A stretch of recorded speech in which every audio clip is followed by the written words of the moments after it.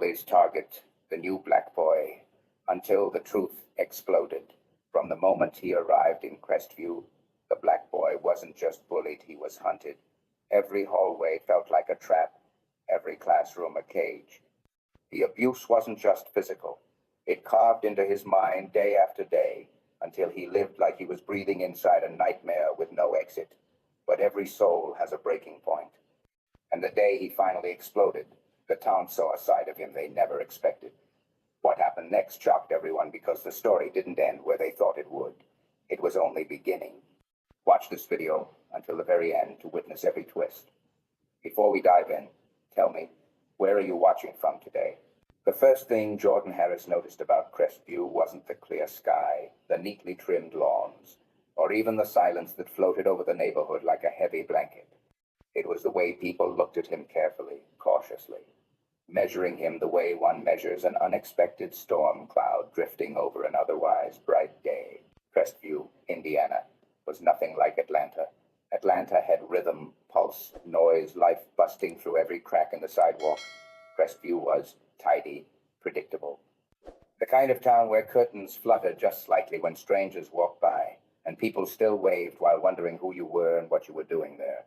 Jordan, 16, tall and quiet, with eyes too observant for most people's comfort, stepped into Crestview High on that first Monday with a backpack slung over one shoulder and 7 years of Taekwondo discipline folded neatly inside his calm demeanor. His mother always said his silence wasn't shyness, it was a strategy. People show their truth when they think you're not watching, she used to whisper, smoothing the collar of his shirt before school. So watch. He did, and what he saw that morning at Crestview High was a system polished on the outside, rotten beneath it. The school halls buzzed softly with chatter, but it wasn't the warm kind. Teenagers here seemed to talk in codes, glances, whispers tucked behind lockers. The janitor moved with the familiarity of someone who had seen things and learned not to mention them. Teachers greeted students with smiles that didn't always reach their eyes. And the students? They had tears, visible, obvious, almost practiced, like small-town politics wrapped in teenage bodies. At the top of this invisible pyramid stood Brandon Keller. Jordan noticed him from the first minute. You couldn't miss him. Brandon walked with a swagger that came from years of getting away with everything. Blond, broad-shouldered, loud without raising his voice. People stepped aside for him the way you step aside for a rolling cart in a grocery store, reflexively, unwillingly, but inevitably. And Brandon saw Jordan immediately, because boys like Brandon always notice change. They smell it like a threat. It started small. It always does. A shove disguised as an accident near the cafeteria line. A snicker behind his back when Jordan turned in his paperwork. A trip in the hallway Jordan sidestepped gracefully, too gracefully. Brandon noticed that too. New kids, quick. Jordan overheard him mutter to his friends. The tone wasn't impressed. It was irritated, almost offended. The unspoken rules of Crestview High said new kids were supposed to be nervous, overwhelmed, grateful for any scrap of social acceptance. But Jordan moved with an energy that didn't beg or shrink. He walked like someone who knew who he was. That alone was enough to make him a target. The first real shot came when Jordan's locker door swung open and his book spilled onto the floor, pages torn, homework shredded, pencil case dumped like garbage. He knew it wasn't random. The neatness of the destruction was too precise, calculated. Around him, a few students paused, watching with a kind of detached curiosity people reserve for wildlife documentaries. They weren't going to help. That's not how Crestview worked. Jordan didn't react, didn't slam the locker, didn't curse, didn't even roll his eyes. He simply bent down and picked up his belongings, one piece at a time, moving with a calmness so steady it unsettled the watchers. His silence wasn't submission. It was refusal. Refusal to play their game. Later that afternoon in chemistry class, he heard it for the first time, soft at first, almost like a joke whispered behind cupped hands. Atlanta boy. Bet he thinks he's tough. He's not like us. The tone wasn't curious. It was judgmental. A line drawn between them and him. And then Jordan heard the word. The one loaded with history, deep and sharp, spat out softly enough that only he could hear it. A slur slipped through teeth like venom. Jordan didn't flinch, but something cold settled in his chest. He had dealt with bullies before, but Crestview was different. This wasn't random cruelty. It was organized, layered, protected. A system, and Brandon Keller was the centerpiece. Yet even as the discrimination seeped through the walls, Jordan noticed something else, eyes that didn't agree. Students who weren't brave enough to speak up, but silently hoped someone would stand up to the Kellers of the school. Jordan caught those looks, held them gently in his heart. The elderly bus driver who dropped him off every morning, a man with silver hair and soft wrinkles, patted Jordan's shoulder one afternoon. "You seem like a good kid," he said. "Just be careful. This town don't like shaking." Jordan smiled politely, but inside he knew something important. He wasn't here to shake anything. He was just here to survive. Yet sometimes, simply existing as yourself is enough to start an earthquake. And Crestview High, it was already cracking. For most students at Crestview High, rumors floated through the halls like dust motes, annoying, constant, but rarely harmful. But when Brandon Keller started a rumor, it didn't float. It spread like wildfire, catching every dry branch in its path, turning ordinary days into scorched earth. Jordan learned this the hard way. It began 3 weeks after he arrived in Crestview. Just when he thought the silent tension could not stretch any thinner, Brandon tugged the string and snapped it entirely. That morning, the hallways buzzed with whispers. Not the usual school gossip, but a sharper kind, furtive glances, quick turns of heads, people stepping aside when Jordan approached. Even teachers seemed oddly stiff, avoiding his eyes like they were afraid to discover something dark inside them. Jordan didn't understand. Not until lunch. He sat at his usual table in the corner, an isolated spot near the windows, when a boy from the AV club, nervous and pale, approached him. "Jordan, I think you should hear this." The boy set his phone on the table, hesitated, and pressed play. A voice, Jordan's voice, filled the air. Except it wasn't him. It was twisted, cut, rearranged into something hateful. The audio clip said things Jordan would never say. Racial insults aimed at white students, angry threats, lines designed to sound violent, aggressive, dangerous. A trap, a deadly one. Jordan's stomach dropped. His pulse throbbed in his ears. For a moment he couldn't breathe. Where did this come from?" he asked quietly. The boy swallowed. "It's all over the school. People said Brandon leaked it." "Of course." Jordan felt the pieces slide into place with sickening clarity. Brandon hadn't been satisfied bullying him physically or emotionally. No, Brandon wanted to destroy his reputation. He wanted to make Jordan the villain. Because nothing terrifies a bully more than someone they can't control. By afternoon, the principal called Jordan to her office. Principal Myers was a stern woman in her 50s with deep-set eyes that had seen too many teenage mistakes and too few teenage truths. She folded her hands on her desk. "Jordan," she said slowly, "a recording has surfaced. Very concerning things were said. I wanted to hear your explanation." Jordan looked her straight in the eye. "It's fake," he said. "Someone edited it." Her brow creased, not in disbelief, but in worry. "Do you have proof?" "No," Jordan admitted. "Not yet." That "not yet" was important. It wasn't defeat, it was a promise. Before she could ask more, a knock sounded at the door. Brandon Keller walked in like he owned the place. He put on a performance worthy of an Oscar's soft voice, concerned expression, pretending to be deeply troubled by the recording. "I just thought," Brandon said solemnly, "that the school should know.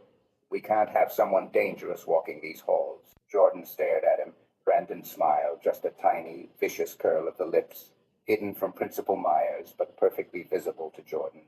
A message, checkmate, new kid. But Jordan wasn't playing chess. He was surviving. And survival teaches you patience. Still, the fallout was immediate. Students who had once watched him with curiosity now watched him with suspicion. Conversations stopped when he walked by. Some kids muttered insults under their breath. Others simply stepped farther away, like racism was contagious and he was carrying it. For an adult, rumors hurt. For a teenager, rumors choke. Jordan ate lunch alone for the first time since arriving. Even the lunch lady, an older woman with kind eyes, looked torn like she wanted to say something comforting, but didn't dare risk choosing the wrong side. By the time he reached his locker after school, a new message had appeared, scratched crudely into the metal. Get out. The words didn't shock him, but they ignited something. Not anger, clarity. People like Brandon succeeded only when the quiet stayed quiet, when the wronged accepted their place in the shadows, when fear outweighed dignity. Jordan closed his locker gently and walked outside into the crisp Indiana air. The sky was turning gold, the kind of late afternoon glow that softened even the harshest truths. He stopped by the bike racks, letting the silence settle around him. He realized something then, something sharp and surprisingly empowering. Brandon needed the lies. Jordan didn't, and lies always collapse eventually. Still, the wound was real. He was 16, an age where identity is fragile, and belonging feels like the only lifeline. But Jordan had weathered storms before, and unlike Brandon, he didn't need a crowd to stand tall. He took a slow breath, letting the world steady. As he began walking toward the parking lot, he heard footsteps behind him. A girl's voice called softly, "Jordan, wait." It was Emma Reed, a quiet, studious junior with a reputation for fairness. She held her phone to her chest, eyes full of hesitant courage. "I know the recording wasn't real," she said. "I don't know how yet, but I can help you prove it."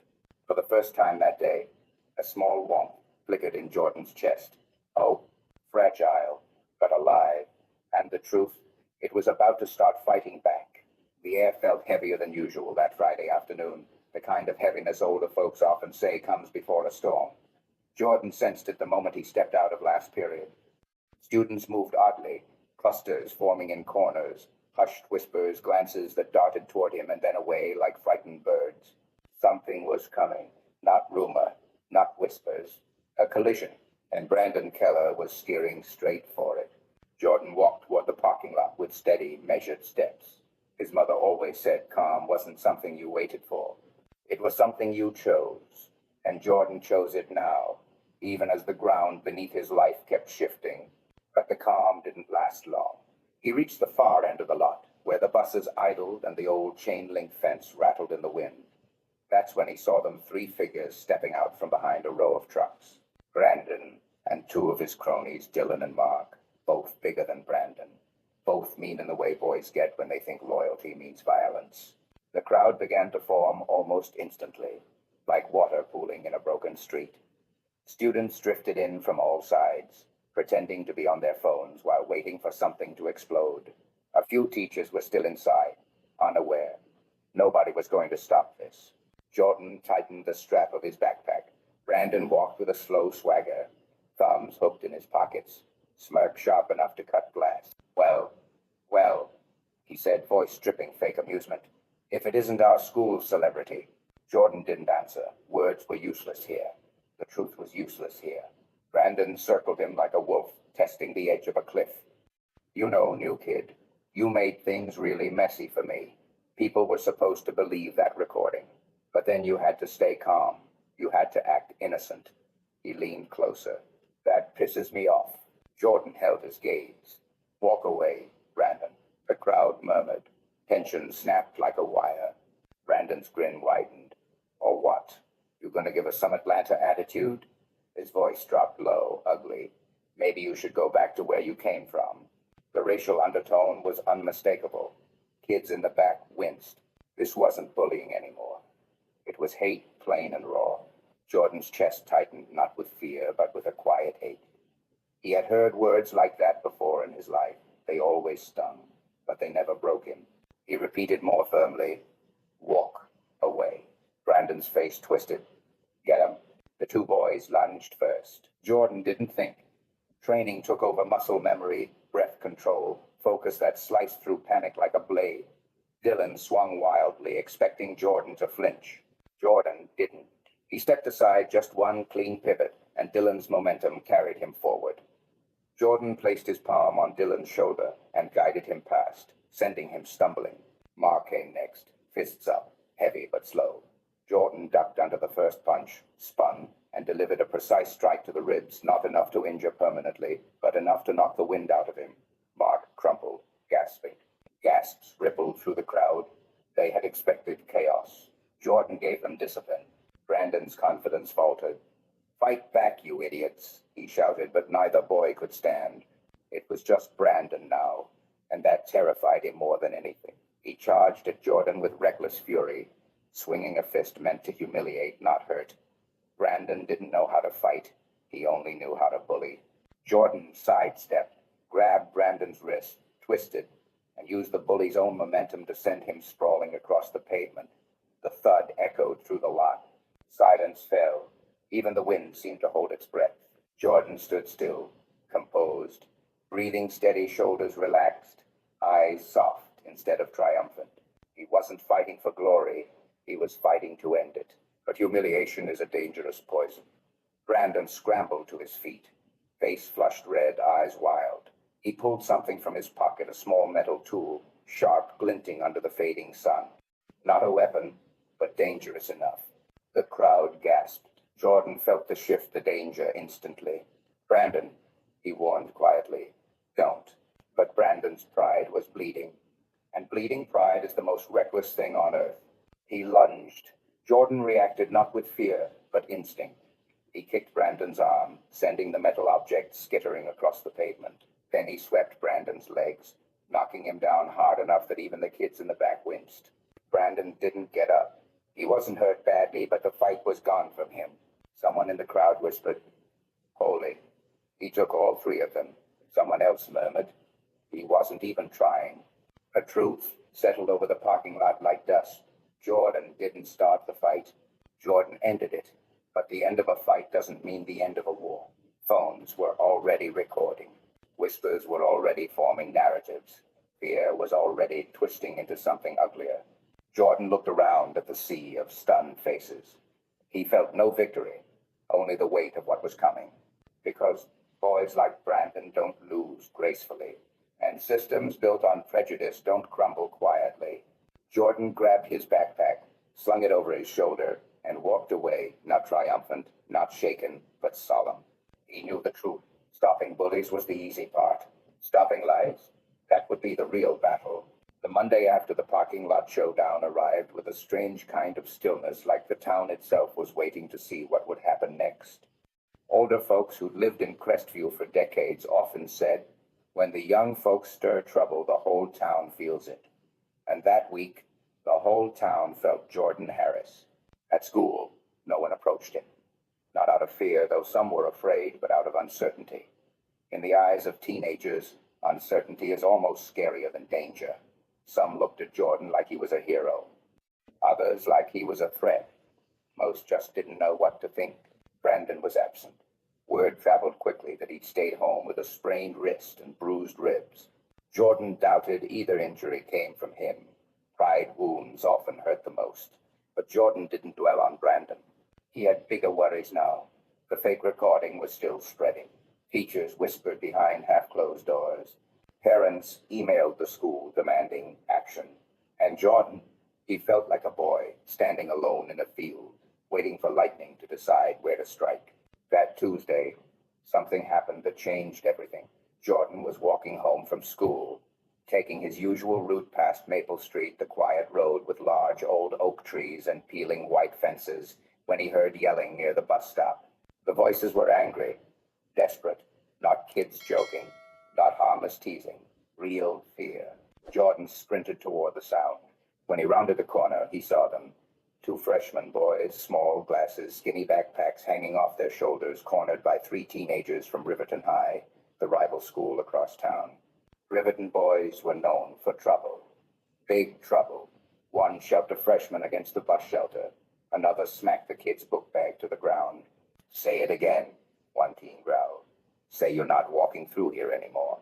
The younger boy shook with fear. Jordan's chest tightened. He knew this scene too well.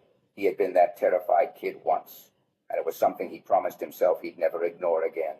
He stepped forward. "That's enough." The Riverton boys turned. The leader, tall with a crooked smirk, looked Jordan up and down. "Well, well, Crestview's little celebrity," he sneered. "Heard you like fighting white boys." The racist tone wasn't accidental. It was provocation. Jordan didn't rise to it. He never did. Let them go, he said calmly. They're kids. The leader cracked his knuckles. Then stay out of it. Jordan shook his head. I'm already in it. That was all it took. The tallest Riverton boy swung first, a punch aimed straight at Jordan's head. Jordan ducked effortlessly, grabbed the attacker's wrist, and used his momentum to throw him off to the side. The boy hit the grass with a thud. The second came fast, aiming low. Jordan sidestepped and swept his leg, knocking the boy flat. Years of Taekwondo weren't about aggression, they were about precision, control, and ending conflict quickly. The last boy hesitated, surprised by how calm Jordan remained. But pride made him attack anyway. He rushed forward, fist raised. Jordan blocked, turned, and delivered a clean strike to the shoulder, sending the attacker stumbling back. It was over in seconds. But what Jordan didn't know, what would change everything, was that someone had been recording the entire thing.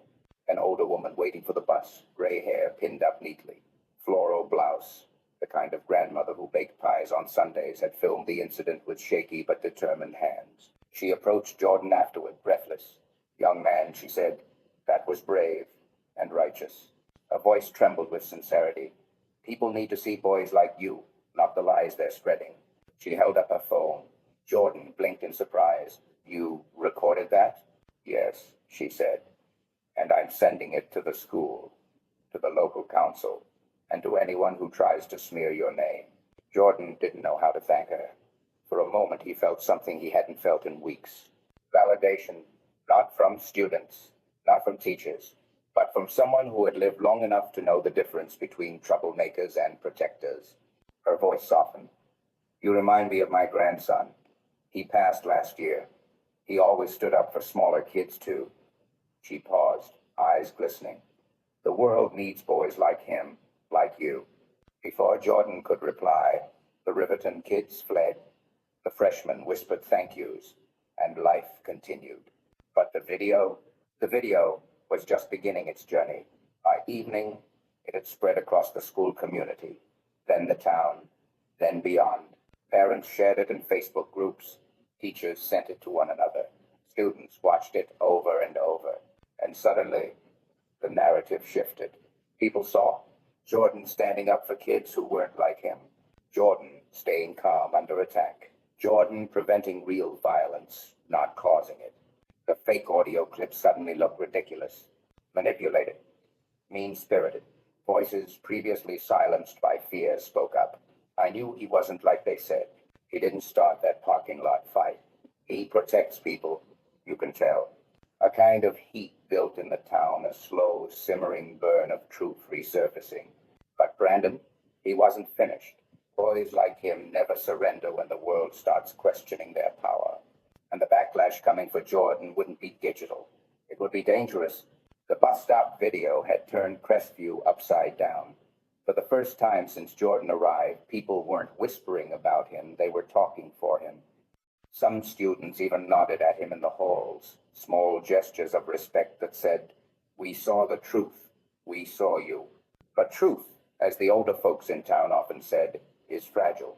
And lies are stubborn beasts, especially when wounded pride fuels them. Brandon Keller watched everything unravel from the shadows of his house, curtains drawn tight. His father, Coach Keller, the town's beloved sports figure, was furious. Not at Brandon for lying, but at the humiliation the family name was suffering. By Thursday evening, the Keller house was buzzing with phone calls, arguments, and words no decent family should ever speak in front of neighbors. Brandon sat quietly on the stairs, listening. Fix it, Brandon. His father's voice was sharp.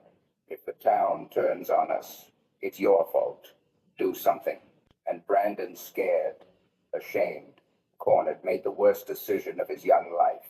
He called backup, not from Crestview, not from kids who might think twice, but from Riverton, the same boys who had lost the fight at the bus stop. Angry boys, reckless boys, boys who didn't care about consequences because consequences had never been enforced on them.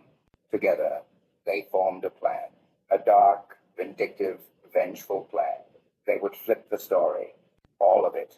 They would accuse Jordan of being the aggressor, say he attacked Riverton students at the bus stop, claim the video was edited to make him look innocent, And most dangerously, they would pretend they had witnesses. A lie backed by multiple liars becomes deadly. Friday afternoon, Jordan walked out of math class, relieved the week was nearly over.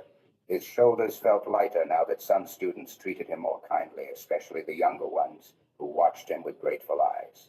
But peace lasts very little in a town where truth threatens power.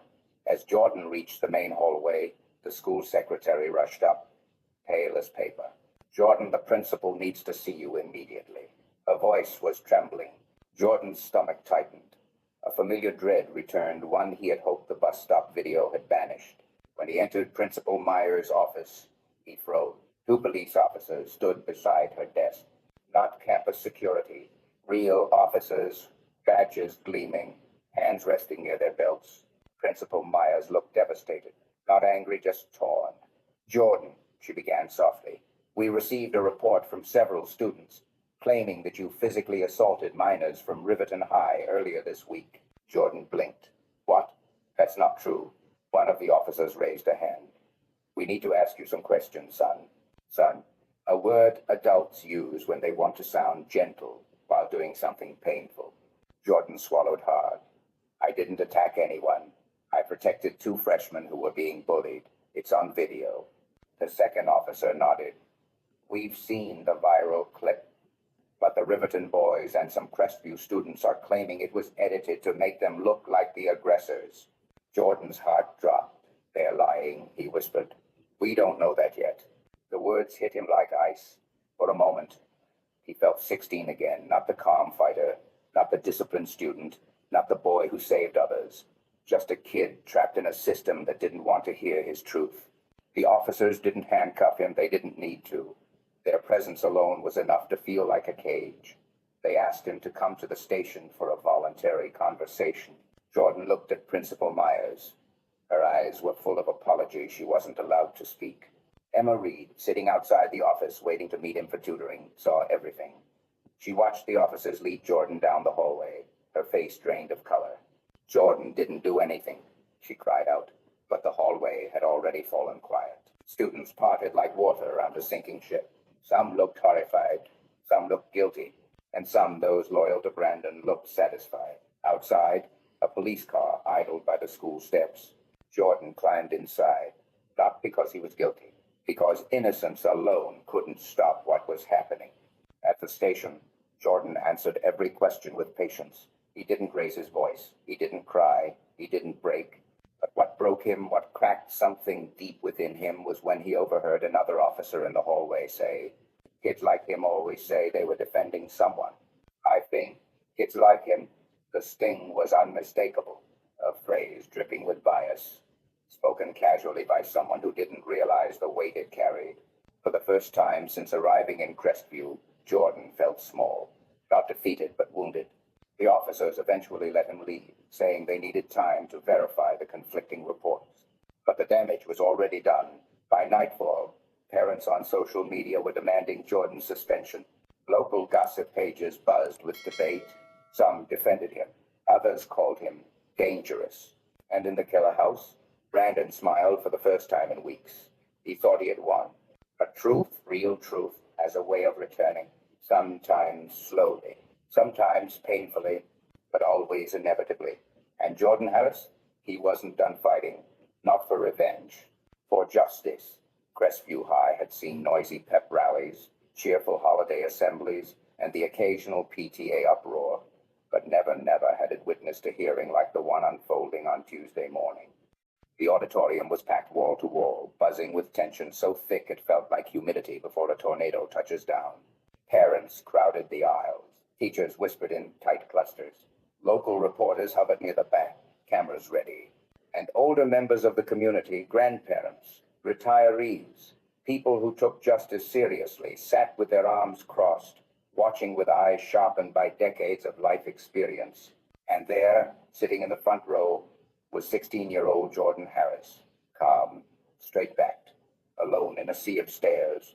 Beside him, his mother, Angela, squeezed his hand. Her face was composed, but her knuckles were white. She had moved across states to give her son a better life. She never imagined she would watch him be questioned like a criminal. Principal Myers stepped onto the stage, clipboard in hand, voice steady but layered with worry. Thank you all for coming.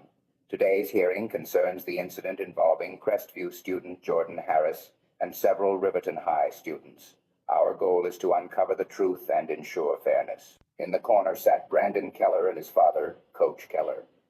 Brandon's posture was slumped, but something restless flickered in his eyes. Coach Keller, on the other hand, looked like a man who believed the room already belonged to him. But cracks were forming in that confidence. Crestview felt different in the days after the hearing, like someone had finally lifted the heavy curtain that had smothered the town for months. The truth wasn't just out. It was alive, breathing through every hallway, every conversation, every cautious smile directed at Jordan Harris. People no longer saw him as the outsider who arrived from Atlanta. They saw him as the young man who stood tall when the world tried to bend him. But justice, as older folks often say, is never complete until someone pays the price for the harm they caused. And this time, that someone was Brandon Keller. His suspension hit him harder than anyone expected. The Keller name had once carried weight in Crestview: respect, influence, quiet authority. But after the hearing, the town looked at them not with anger, but with something sharper: disappointment. Coach Keller, once the loudest voice in the bleachers, now walked through town with lowered eyes, knowing no trophy, no victory, no athletic title could erase what his son had done. Brandon attended mandatory counseling, completed community service, and lost every privilege that made him feel invincible. But the worst consequence wasn't written in any official report. It was the moment he realized that the people he once commanded with fear now avoided him with pity. And, in a rare moment of humility, Brandon approached Jordan after school one afternoon. There was no speech prepared, no fake bravado. "I was wrong," he whispered. "I hurt you. I hurt people. I don't expect anything. You don't owe me anything, but I needed to say it." Jordan didn't hate him. He didn't need to. Hate takes energy, and he had learned to put his energy where it mattered most. He nodded once, offering the only answer his heart found honest: "Just don't do it again." It wasn't forgiveness, but it was release, and that was enough. The school shifted after that. Something in its foundation changed. Principal Myers, deeply shaken by how close the school came to failing an innocent boy, pushed forward reforms with a determination few had ever seen from her. Teachers received training on bias and fair investigation. A new anti-bullying system was created, with anonymous reporting boxes placed in every hallway. Students were encouraged to speak, truly speak, without fear of being targeted or ignored. Parents, especially the older ones, filled council meetings, insisting Crestview must never again punish a boy because he was different, quiet, or from somewhere else. And through all that change, Jordan found something unexpected: purpose. The idea started quietly, a passing thought, a whisper in the back of his mind. But it grew louder every time he saw a nervous kid linger near the lockers or watched a ninth grader shrink when a group of older boys walked by. One evening, as he washed dishes beside his mother, Jordan finally said it aloud: "I want to start a self-defense class for kids who feel the way I did." Angela turned off the faucet and stared at him with a tenderness that only a mother carries. "Then that's what you're going to do, and I'll be right behind you." The community center offered a room. Local businesses donated mats, and on the first day, Jordan expected maybe 8 or 9 kids to show up. 30 came. By the second week, 50. Some parents joined too, mothers who wanted to understand what their children faced, veterans who admired Jordan's discipline, and even seniors who came just to support the new movement sweeping through their town. Jordan stood at the front of the room, steady as ever, and taught them not how to fight, but how to stand, how to use their voice, their posture, their awareness, how to stay safe, how to believe in their own worth. And sitting proudly in the front row was Mrs. Margaret Wilson, the woman whose courage saved him. She never missed a class, sometimes knitting, sometimes cheering, always reminding the kids to lift that chin. Confidence begins in the spine. The town took notice. The local paper published an article titled "Courage in Crestview: The Boy Who Turned Pain into Purpose." People began referring to Jordan as a leader, something he never asked to be, but naturally became. By the end of the school year, during the final assembly, Principal Myers called him to the stage. The gym erupted in applause, long, warm, deeply respectful. Not the applause of teenagers hyped by noise, but of families, elders, and teachers who understood what it meant for a young man to walk through fire and come out unchanged in his goodness. Jordan received a plaque for courage and leadership. He didn't speak long, just a simple line that silenced the gym in the best way. I didn't stand up because I was fearless. I stood up because someone needed to, and now it's our turn to stand for each other. The audience, especially the seniors, felt something settle beautifully in their hearts. A sense of justice restored, a community healed, a young man rising into someone extraordinary. Justice wasn't just served, it became a legacy. The story of Jordan Harris is more than a tale of a boy facing cruelty. It's a reminder of what happens when truth is shaken, when injustice tries to bury a young soul, and when quiet courage becomes stronger than hatred. If there's one core lesson we can carry from everything Jordan went through, it's this. Real strength isn't proven by how loud you fight back, but by how steady you stay when the world tries to break you. Jordan entered Crestview, already marked by judgment, seen as different, treated as a threat, blamed without evidence. Most people would have folded under that pressure. But Jordan showed us another path. He showed us that dignity can be a form of resistance, and that staying true to yourself is sometimes the loudest battle cry. When lies spread, when adults doubted him, when students whispered behind his back, Jordan didn't crumble. He didn't lash out. He didn't become what they accused him of being. Instead, he held onto his truth with calm, with discipline, and with the kind of quiet strength that makes the world stop and pay attention. That is the real lesson here. Courage isn't only about standing up in a crowd. Sometimes it's found in the small moments, the way Jordan picked up his torn books without showing anger, the way he protected two frightened boys at the bus stop, the way he walked into every hearing with honesty instead of fear. Real courage is refusing to let hatred reshape your heart. And eventually, truth found its way to the surface. A grandmother's shaky video exposed the lies. Students began to see him differently. A community that once judged him began to admire him. But Jordan didn't use that moment for revenge. He used it for purpose. He started teaching younger kids how to stand up for themselves, how to stay aware, how to believe in their own worth. He turned pain into guidance. He turned injustice into leadership. The message is simple but powerful. You don't need to be loud to make an impact. You don't need to be perfect to create change. You just need to stay rooted in who you are, even when others misunderstand you. Sometimes the quietest people end up becoming the strongest voices. Thank you for watching this video.